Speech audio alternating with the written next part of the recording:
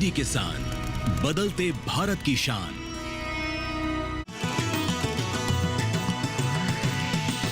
DD किसान, बदलते भारत की शान।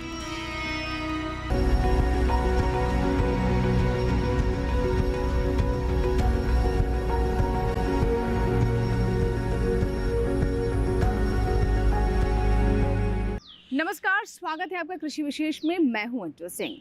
दूरदर्शन किसान के सभी दर्शकों को स्वतंत्रता दिवस की ढेर सारी शुभकामनाएं।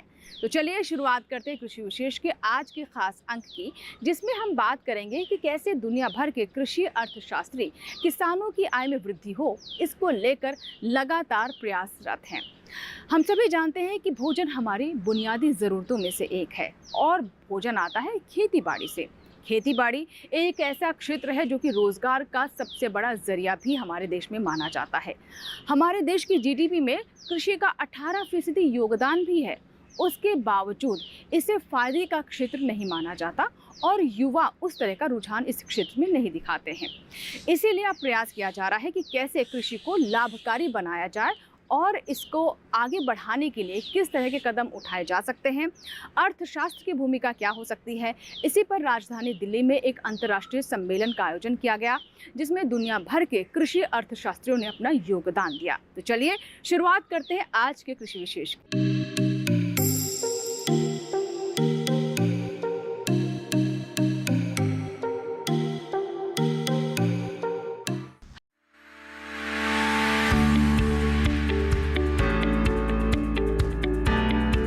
कृषि क्षेत्र का काम भोजन उपलब्ध कराना और किसानों को रोजगार देना भर नहीं है, बल्कि ये बहुत सारे उद्योगों के लिए कच्चे माल का भी स्रोत है।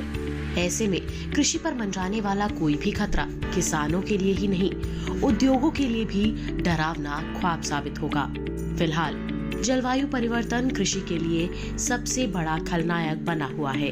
इसके अलावा बढ़ती लागत और प्राकृतिक संसाधनों के बेतहाशा दोहन ने इस क्षेत्र की मुश्किलों को और बढ़ा दिया है। हमारे नीति निर्धारक, वैज्ञानिक और अर्थशास्त्री इन सब बातों को अच्छी तरह जानते हैं। इसलिए तमाम चुनौतियों से निपटने के तरीके खोजे जा रहे हैं। दिल्ली में अर्थशास्त्रियों का जो अंतर्राष्ट्रीय सम्मेलन हुआ, उसमें टिकाऊ कृषि का मुद्दा जोर शोर से उठा, बल्कि इसका विषय ही था transformation towards sustainable agri food system. Delhi में 2 से 7 अगस्त के बीच कृषि अर्थशास्त्रियों का ये 32वां सम्मेलन था, जिसका उद्घाटन खुद प्रधानमंत्री ने किया। भारत जितना प्राचीन है, उतनी ही प्राचीन एग्रीकल्चर और फूड को लेकर हमारी मान्यताएं हैं, हमारे अनुभव हैं। और भारतीय कृषि परंपरा में साइंस को, लॉजिक को प्राथमिकता दी गई है। आज फूड और न्यूट्रिशन को लेकर इतनी चिंता दुनिया में हो रही है, लेकिन हजारों साल पहले हमारे ग्रंथों में कहा गया है, अन्नम ही भूतानाम ज्येष्ठम तस्मात् सर्वौषधम उच्यते। अर्थात सभी पदार्थों में अन्न श्रेष्ठ है, इसलिए अन्न को सभी औषधियों का स्वरूप, उनका मूल कहा गया है।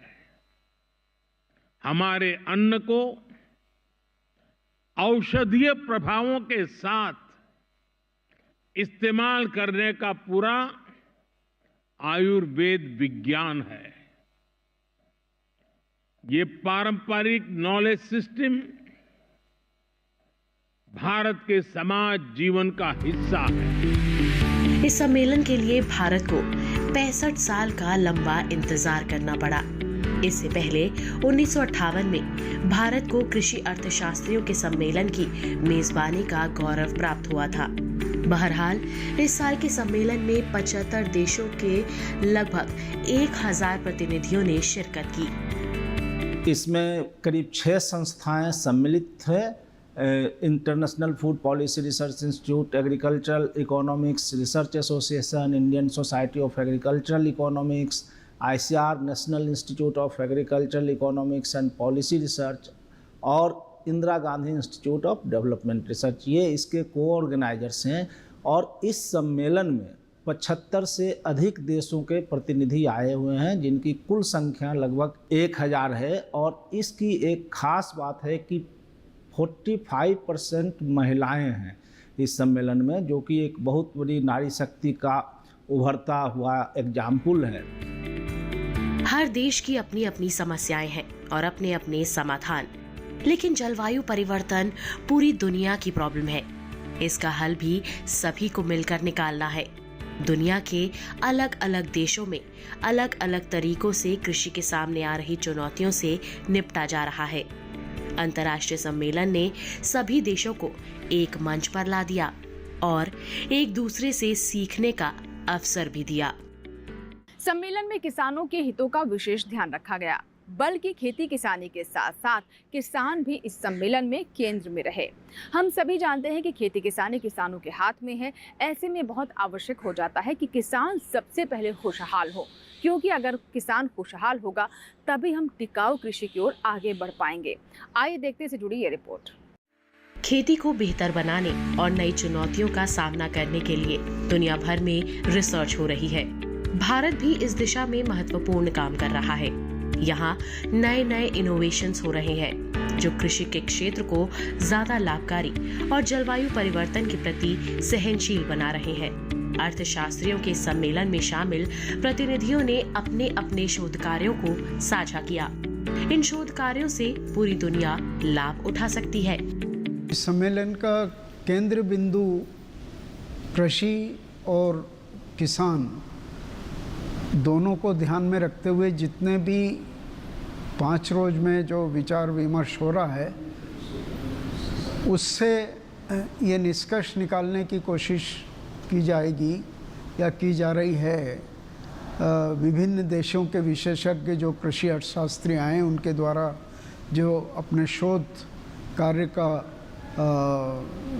प्रस्तुतिकरण यहाँ जो हुआ है, उससे जो निष्कर्ष निकल के आ रहे हैं वो किस तरह से विकसित देश और भारत और समूचे कृषक बिरादरी के लिए कैसे उपयोगी हो सकते हैं, ताकि उनका जो खाद्य की जो प्रणाली है या जो कृषि प्रणाली है उसको किस तरह से टिकाऊ बनाया जा सके, स्वस्थ बनाया जा सके। सबसे पहले यहाँ पे विचारों का जो अनुसंधान हुए हैं डिफरेंट, जैसे मैंने बताया 75 कंट्री से अधिक हैं, तो वहाँ का जो टेक्नोलॉजी कुछ जनरेट हुई, जो टेक्नोलॉजी का इम्पैक्ट हुआ, जो इंडिया में टेक्नोलॉजी का इम्पैक्ट हुआ वो प्रस्तुत हुए। फिर जो नीतियाँ सफल रही वो प्रस्तुत हुए। फिर जो हमारे चैलेंजेज हैं क्लाइमेट से रिलेटेड, औरतों से मतलब जेंडर एम्पावरमेंट से रिलेटेड, तो इन सभी चीज़ों पर चर्चाएं हुई और उससे हमें ये मिलेगा कि कौन सी नीति किस परिस्थिति में ज़्यादा कारगर है और उनका हम लोग इंडिया में भी कर सकते हैं और इंडिया में जो कारगर हुआ है वो दूसरे देश भी कर सकते हैं। 1958 में जब भारत ने इस तरह के सम्मेलन की मेजबानी की थी तब हालात और थे, आज हालात और है। उस समय हमारा देश खाद्यान्न की कमी से जूझ रहा था और हमारे सामने अपने ही नागरिकों का पेट भरने की चुनौती थी। हरित क्रांति ने इस चुनौती से निपटने में सबसे महत्वपूर्ण भूमिका निभाई। आज भारत खाद्यान्न के मामले में सरप्लस देशों में है और हम दूसरे देशों को अनाज सप्लाई कर रहे हैं। दूध, दालों और मसालों के उत्पादन में भारत पहले पायदान पर है। खाद्यान्न, फल, सब्जी, कपास, चीनी, चाय और मछली पालन में हमारा नंबर दूसरा है। इन सब बातों से ये निष्कर्ष निकल रहा है कि अगर सही दिशा में कोशिश की जाए तो कुछ भी मुश्किल नहीं है, टिकाऊ कृषि भी नहीं। तो इस सम्मेलन में काफ़ी डिस्कशंस क्लाइमेट रेजिलिएंट्स के और क्लाइमेट चेंज के बारे में हो रहे हैं। अलग अलग देशों में अलग अलग अनुसंधान हुए हैं, अर्थशास्त्रियों ने अपने हिसाब से उसका विश्लेषण किया है और जो बातें अलग हमारे एशिया के देश भी हैं, यूरोप के भी हैं, अमेरिका के भी हैं, अमेरिका भी है उसमें, तो जो निष्कर्ष उससे निकलेंगे और जो हमारा एम्फेसिस बजट में दिया गया है, तो मेरा ये मानना है कि कृषि वैज्ञानिकों को और इसको समझने में, इसके जो परिणाम होंगे उसको निष्कर्ष निकालने में मदद मिलेगी। इससे हमें जैसे इंडिया को ये पता चलेगा अफ्रीका के कंट्री में कृषि कैसी है, लैटिन अमेरिका में कृषि के क्या मुद्दे हैं, जो विकसित कंट्री हैं वहाँ कृषि से संबंधित क्या मुद्दे हैं। इसी तरह भारत का जो कृषि में जो चीज़ें हो रही हैं उनको दूसरों के साथ शेयर करना, शोकेस करना, ट्रेड की क्या संभावनाएं हैं, एक्सपोर्ट की क्या संभावनाएं हैं, हम मार्केटिंग को कैसे सुधार सकते हैं, किसानों को शेयर जो है जो कंज्यूमर प्राइस पे करता है उसमें हम कैसे बढ़ा सकते हैं। International conference of agriculture economist में पार्टिसिपेशन करके मुझे आज पता चला कि हम इकट्ठे आके प्राइवेट सेक्टर में, पब्लिक सेक्टर में, गवर्नमेंट में और फार्मर्स के साथ कैसे ये चैलेंजेस हैं क्लाइमेट चेंज के जिनको हम एड्रेस कर सकते हैं। यहाँ पे डिस्कशन हुई कि हम सब इकट्ठे आके एग्रीकल्चर को, खेती बाड़ी को कैसे शिफ्ट कर सकते हैं इस तरीके के ना ही तो वो सिर्फ फूड सिक्योरिटी को एड्रेस करे, बस इस तरीके से एड्रेस करे कि इन्वायरमेंट पे भी जो उसका इम्पैक्ट है वो भी और कम हो। खेती के सामने सिर्फ जलवायु परिवर्तन ही अकेली समस्या नहीं है, पानी की कमी और पोषण सुरक्षा भी बड़े मुद्दे हैं। नई तकनीक और भारत की पुरानी कृषि पद्धतियों में इन समस्याओं को दूर करने की क्षमता है। भारत जहां नई तकनीक पर जोर दे रहा है, वहीं प्राकृतिक खेती और मिलेट्स को प्रोत्साहित करने में भी लगा है।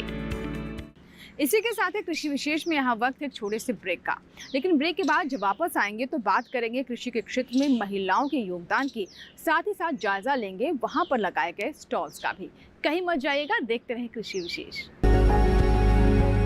IPL बायोलॉजिकल्स फसल को कीड़ों, रोग, दीमक सबसे बचाएगा, बिना आपको ये आपके खेत को नुकसान पहुंचाए। तो अपना आज अच्छा हुआ ना, और साथ ही साथ ये मिट्टी और फसल के स्वास्थ्य का ध्यान भी रखेगा, यानी अपनों का कल भी अच्छा। मतलब T20 और टेस्ट मैच दोनों में जी। बिल्कुल, IPL बायोलॉजिकल्स यूज करें अपने आज और अपनों के कल के लिए।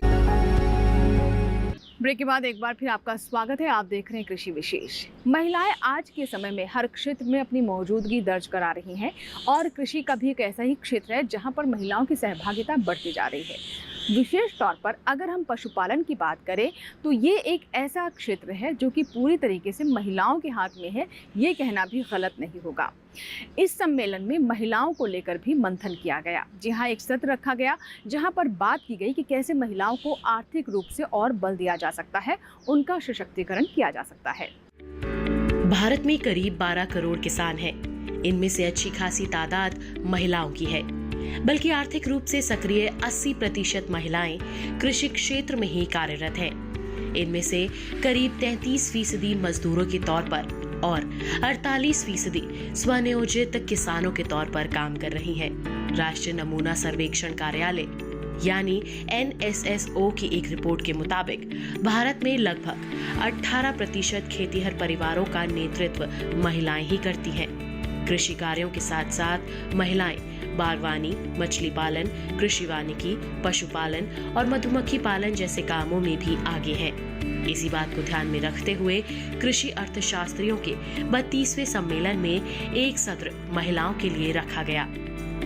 जैसे एक हेक्टर के अंदर 5-6 महिलाएं मिलके ज़्यादा 200-300 गुना आमदनी कैसे ले सकती हैं परंपरागत खेती की बजाय एक खेती को अलग स्वरूप देके, क्योंकि एक जब आप छोटी जोत में एक अकेला आदमी काम करता है, न तो उसके बाद अच्छी तकनीक होती है, न अच्छा बाजार उसके लिए विकसित होता है। लेकिन वही जब आप कलेक्टिव फार्मिंग करते हो तो उसके अंदर आपको अच्छे इनपुट मिलते हैं और बाज़ार में अच्छा आपको दाम भी मिलता है, वो खेती का स्वरूप भी बदलता है, आप ज़्यादा कमर्शियल क्रॉप उसमें ले सकते हैं। हमारा जो GDP है देश का, जो एग्रीकल्चर का कुल आय जो है, उसमें तेज़ी से पशुपालन जो है उसका शेयर जो बढ़ रहा है, अभी 30% शेयर पशुपालन का है और मछली पालन एक्वाकल्चर के बारे में बजट में काफ़ी बातें कही गई, तो उसके बारे में यहाँ काफ़ी प्रेजेंटेशन हुए। एशियन एग्रीकल्चर के अंदर भी और यूरोपियन एग्रीकल्चर के अंदर भी बांग्लादेश के बारे में बताया गया कि कैसे ये जो क्षेत्र छूटे हुए क्षेत्र हैं जिनके बारे में पहले हम कम विकास की बातें करते, 30% शेयर जैसे बताया मैंने, तो मछली पालन है, पशुपालन है, इस वैल्यू चेन्स के ऊपर काफ़ी डिस्कशन हुए। वो अलग अलग देशों के जो डिस्कशंस हैं उसमें कैसे वो लोग आगे बढ़े, कैसे उन देशों के अंदर जो हमारे छोटे किसान हैं उन्होंने एक साथ मिल के FPO बना के या कलेक्टिव ग्रुप बना के कैसे उनकी आमदनी बढ़ी। भारतीय कृषि अनुसंधान परिषद की ओर से 9 राज्यों में किए गए एक अनुसंधान से पता चला है कि प्रमुख फसलों के उत्पादन में महिलाओं की भागीदारी 75% तक है। बागवानी में तो ये आंकड़ा 79% दर्ज किया गया है। इसी तरह फसल कटाई के बाद होने वाले कामों में 51% भागीदारी ग्रामीण महिलाओं की है। पशुपालन और मछली उत्पादन में तो महिलाओं का एक छत्र राज है। इन दोनों क्षेत्रों में 95% महिलाएं हैं।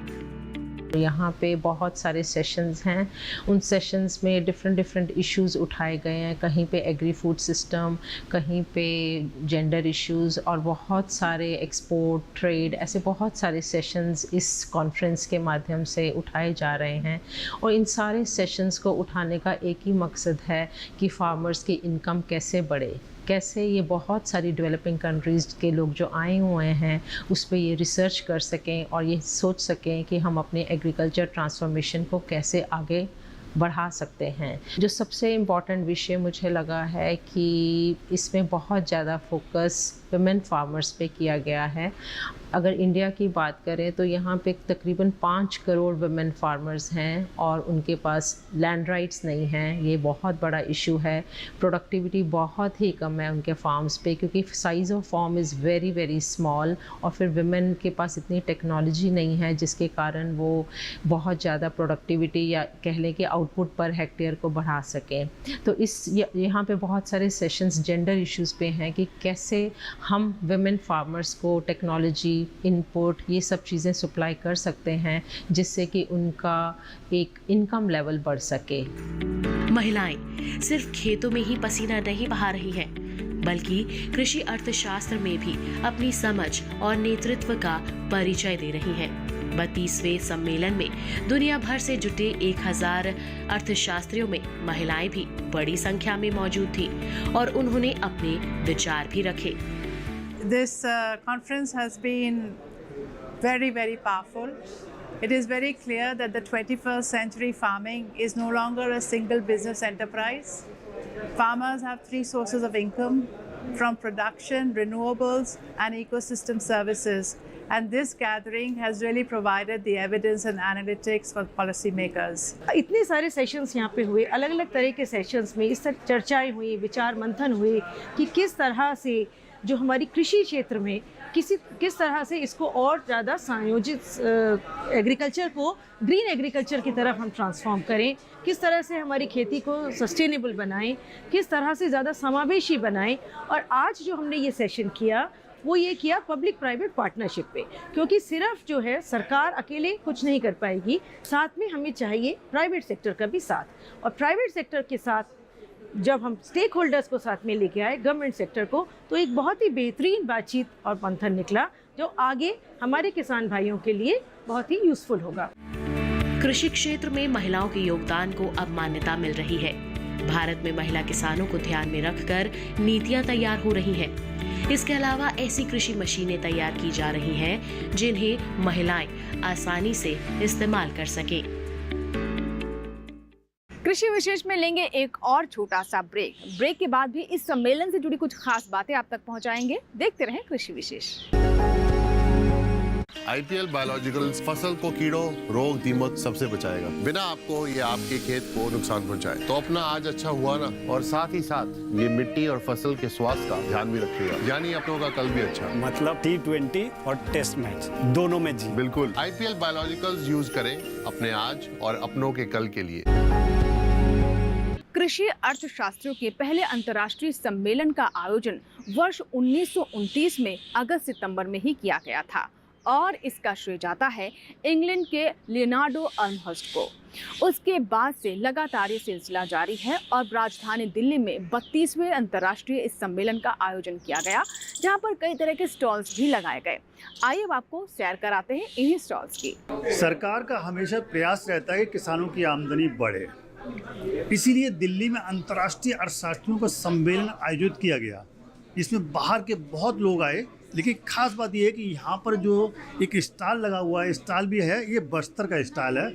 आइए उनसे जानते हैं कि इस पर क्या क्या चीज़ें और कहाँ से आए और किस प्रकार के प्रोडक्ट वो लेके आए दिल्ली। हम बस्तर से बाज़ार तक को रिप्रेजेंट कर रहे हैं। बस्तर छत्तीसगढ़ से है और हम लोग आदिवासी वनांचल में आदिवासी भाई बहन के साथ में वनो उपज के प्रसंस्करण पे पिछले 3.5 साल से 1150 किसानों के साथ में 17 गाँव में हम लोग काम करते हैं। और यह प्लेटफॉर्म हमारे लिए national institute of agricultural marketing Jaipur और ministry of farmers welfare government of India की तरफ से हमें सिलेक्ट किया गया था हमारे उद्यम को, जिसमें यहाँ आने पे हमें विविध वैज्ञानिक, इसके अलावा जो हमारे इंडस्ट्री से जो एक्सपर्ट और जो हमारे फार्मर प्रोड्यूसर कंपनी के जो भाई बहन, इनसे हमें काफ़ी चीज़ें यहाँ पे सीखने को मिली। और हमारे उत्पाद, बस्तर के उत्पाद को एज अ ग्लोबल उत्पाद कैसे बने, इसके लिए यह प्लेटफॉर्म हमारे लिए काफ़ी प्रशंसनीय और सराहनीय रहा।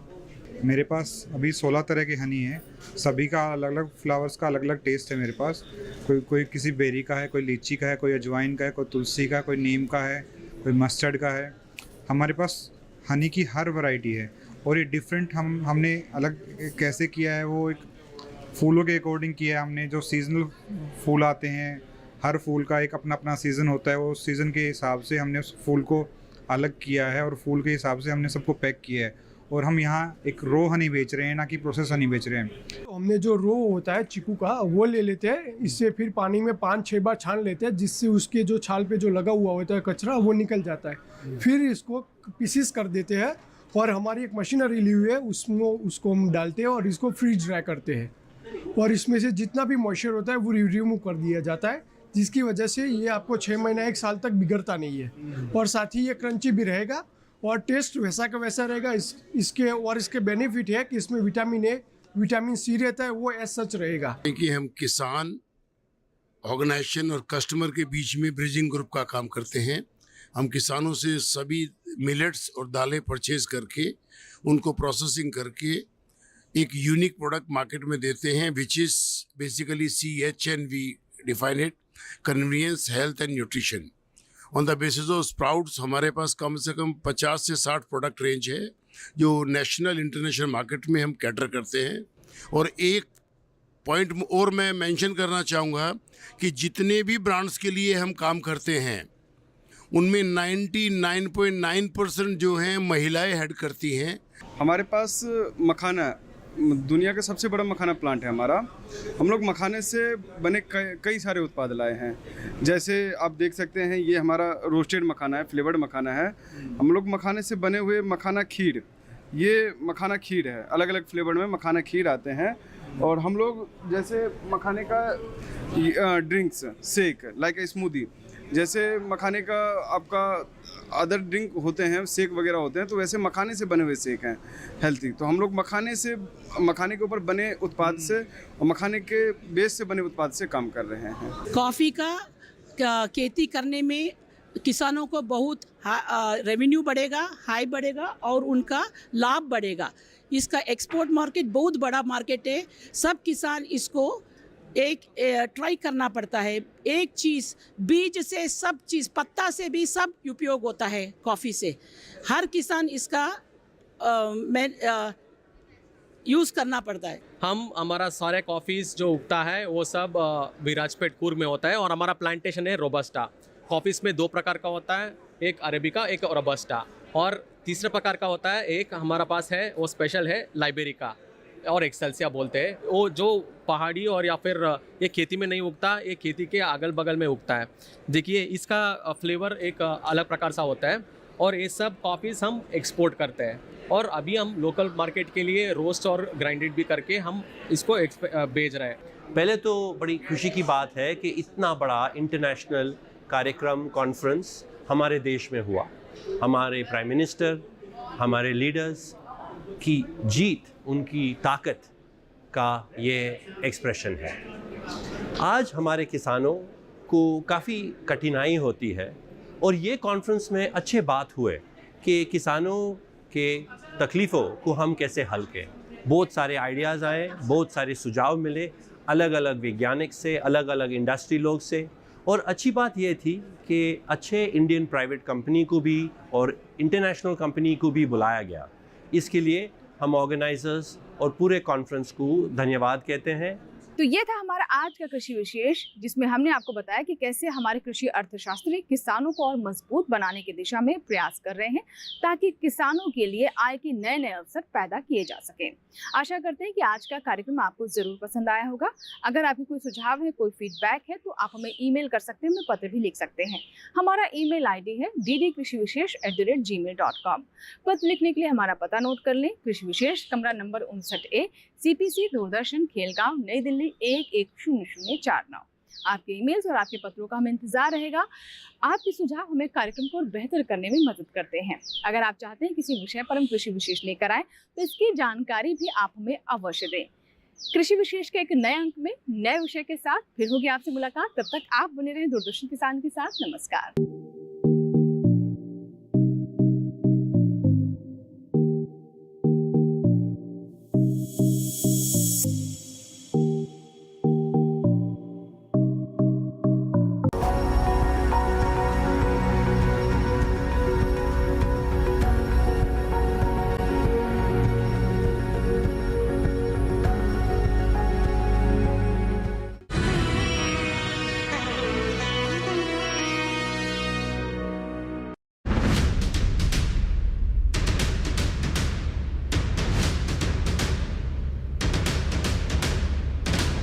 आज हमारा कारवां पहुंचा है उत्तराखंड के काशीपुर। आज का हमारा सब्जेक्ट होगा बागवानी। ये नीलम प्रजाति और दशहरी का संकरण है जो केंद्रीय उपोष्ण बागवानी संस्थान लखनऊ में विकसित की गई। आलू में झुलसा बीमारी जो है वो जड़ भी उसकी उखाड़ देती है, उसके पत्ते सूखते हैं। बागवानी किशन में ये है किसानों की जो समस्या है उसको हल करते हैं। नर्सरी स्टेज में ही हमको इसका ध्यान रखना है कि प्रॉपर इंसेक्टिसाइड्स का स्प्रे करें जिससे कि जो कैटरपिलर है ये उसकी बर्ड्स को ना खा पाए।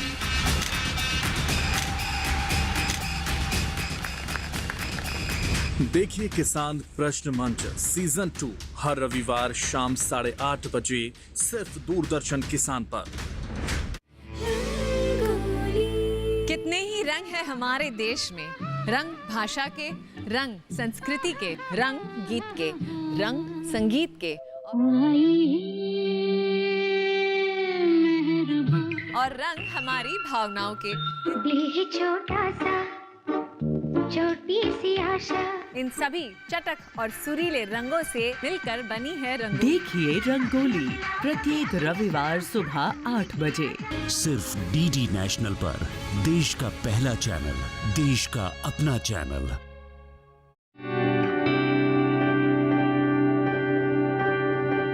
अब बढ़ते हैं आगे और जानते हैं कि देश के अलग अलग शहरों में वायु की गुणवत्ता का हाल। सबसे पहले बात करते हैं देश की राजधानी दिल्ली की, जहां वायु की गुणवत्ता सूचकांक 72 दर्ज किया गया, जो कि अच्छी श्रेणी में आता है। पटना की बात करें तो यहां की वायु गुणवत्ता सूचकांक 55 दर्ज किया गया, जो अच्छी श्रेणी में है। कोलकाता में वायु गुणवत्ता सूचकांक 161 दर्ज किया गया, जो कि संतोषजनक श्रेणी में है। वहीं हैदराबाद में वायु गुणवत्ता सूचकांक 58 दर्ज हुआ, जो कि अच्छी श्रेणी में आता है। बेंगलुरु में वायु गुणवत्ता सूचकांक 60 दर्ज किया गया, जो कि अच्छा है। वहीं पुणे की बात करें तो यहाँ वायु की गुणवत्ता भी अच्छी रही, यहाँ वायु गुणवत्ता सूचकांक 58 दर्ज किया गया। मुंबई की बात करें तो यहाँ भी वायु की गुणवत्ता अच्छी रही, यहाँ गुणवत्ता सूचकांक 63 दर्ज हुआ। वहीं अहमदाबाद में भी वायु की गुणवत्ता अच्छी रही, यहाँ गुणवत्ता सूचकांक 62 दर्ज किया गया। आप सभी को स्वतंत्रता दिवस की हार्दिक शुभकामनाएं। कृपया अपनी सेहत का ध्यान रखें। हम फिर मिलेंगे, तब तक के लिए नमस्कार।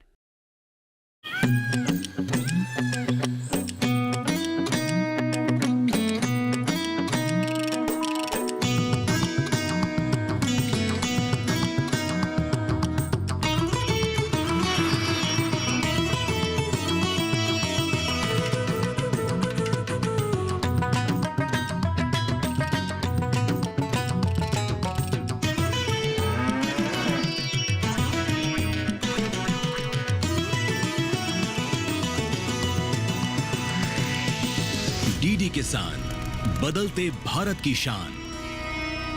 मौसम खबर के प्रायोजक हैं आईएल के ट्रैक्टर ब्रांड का शिनवा, जो